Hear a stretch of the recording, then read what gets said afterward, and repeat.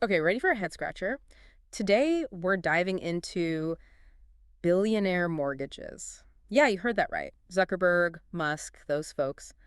Why are people who could buy a small country still signing up for house payments? It's a great question, and honestly, it does seem a little counterintuitive. But stick with us, because as we dig in, you'll see it's not really about the mortgage at all. It's about how the ultra-wealthy think about money. A whole different game. All right, color me intrigued. What's the strategy here? Well, this article we found makes a really interesting point right off the bat. Billionaires use mortgages to free up their cash. Think about it. If all your money's stuck in a house, a physical thing, it's not exactly working for you, is it? Right. I mean, it's the difference between my checking account and that retirement fund I'm trying to pretend doesn't exist sometimes. Yeah. One pays the bills, the other, well, hopefully it grows into more money eventually. Exactly. Same idea, just, on a slightly different scale. For these ultra-wealthy individuals, Mm. it's all about something called opportunity cost. Every single dollar represents a chance to make more money if it's invested the right way. So instead of letting their money just sit there in a house, they use mortgages to keep it liquid, ready to grab onto the next big investment that comes along. Exactly. And we're not talking about a couple of percentage points of return here. Historically, the stock market has made way more money for people than just owning real estate. So by keeping their money accessible, billionaires can jump on those opportunities and it snowballs, way more than just owning a house outright ever could. They're playing in a totally different league. It's like they're playing 4D chess with their finances. It's wild. The article even called out Elon Musk, right? I mean, picture this. What if he had all his cash tied up in a house? Say goodbye to the Twitter takeover, right? Yeah, that's a perfect example of what we're talking about here, the sheer scale of it. Okay, so to bring it down to earth a little, for us regular folks, it's kind of like keeping an emergency fund, right?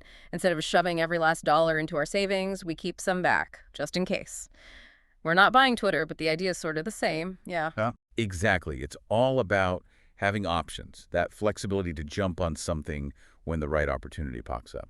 Okay, so we've established billionaires look to keep their money moving and working hard for them. But let's talk about let's call it the elephant in the room, taxes. How does that whole thing fit in? Because I'm going to go out on a limb and guess they're not huge fans of paying those either, right? You're spot on about the taxes.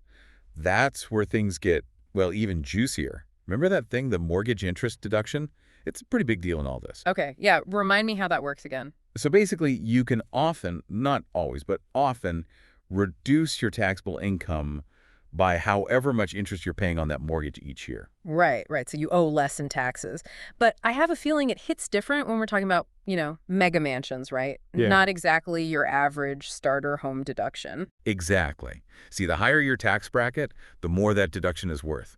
So for these ultra-wealthy folks Yeah. with their massive mortgages, it's huge GE, a key part of the whole financial strategy. Hold on. So they're not only keeping their money free and clear for investments, but they're also getting a massive tax break on top of it. You got it. And it gets even more, let's say, refined. Right. Imagine tailoring a mortgage, like really customizing it to Mhm. maximize those deductions every single year. This isn't just, oh, I need a mortgage, whatever. It's using it like a tool to pay the absolute least amount of taxes possible. Wow. Okay. So we're back to that 4D chess thing again. Next level stuff. But it does make you think, if this is how the super rich are playing the game, where does that leave everyone else? Honestly, it's like we're playing checkers and they're off in another dimension. It's wild, right? Like, we're talking about two completely different financial planets. Billionaires over here using mortgages like some elite financial tool, building wealth, dodging taxes. And then there's, well, everyone else trying to scrape together a down payment, hoping we can actually afford the mortgage in the first place. Yeah, no, it really shows you the difference, doesn't it? The gap between how different people experience, like the financial realities.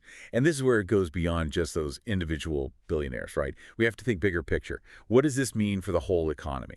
Right, because if you've got all these ultra wealthy folks playing this mortgage game, there's got to be some kind of impact, right? Like, does it mess with housing prices, interest rates? Does it trickle down to the rest of us at all? Those are the million-dollar questions, right? Yeah. Does this all feed into making houses cost more, making it even harder for people to buy? And what about like the wealth gap in general? Is this whole system where the super rich can use these strategies to get even richer, is it making that worse? It's tough, right? Because on the one hand, you can't blame someone for using the tools that are out there, especially in a system that, let's be honest, often seems like it's built to help the people at the top. But it does make you wonder about the long game, you know? What happens to everyone else if this is how things keep going? Absolutely. It's complicated, no easy answers. Yeah. But I think that's what's so interesting about this whole thing, right? We started with this simple question: why do billionaires even use mortgages?